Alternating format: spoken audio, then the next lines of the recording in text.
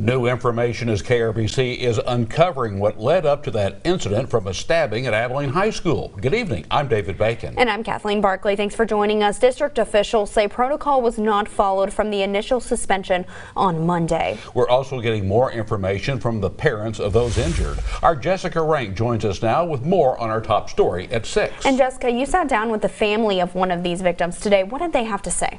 Well, thanks, David and Kathleen. Obviously a very difficult situation for all of those involved, but what the family says their main concern was the district's failure to notify them of that initial dispute between these two students that occurred on Monday, saying they felt like they were left in the dark and if notified earlier could have done something about it. I called him and he said, "Daddy, I've been stabbed." They're words no parent wants to hear. Helpless. Real simple. And for Brody Burnett's father and his stepmother, those 4 words became a reality Thursday morning. My boy was cut underneath here and stabbed 3 times in his arm and once in his back. An incident in an ongoing altercation between a group of students that suddenly became very public. This boy, he had some trouble with a friend, my boy's best friend.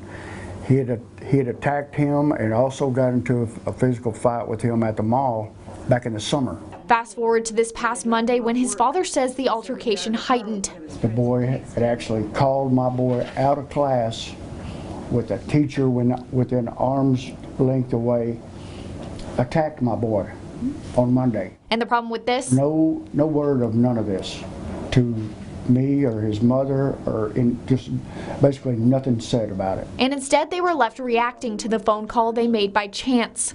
Never called him at 8 o'clock in his entire life. That for some reason they felt they needed to make. And I called him. I just walked out of my work and ran up to the hospital. And now his father says he should be home in a few days. He's such a good-spirited kid.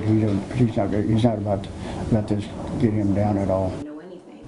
Now, I did reach out to the school district to confirm that lack of information that was given to those parents on Monday, and they issued this statement reading, "The administrative process and the AISD has in place weren't completed and will be taking steps to make sure something like that doesn't happen again." Reporting in studio, Jessica Rank, KRBC, Abilene's local news. Back to you guys.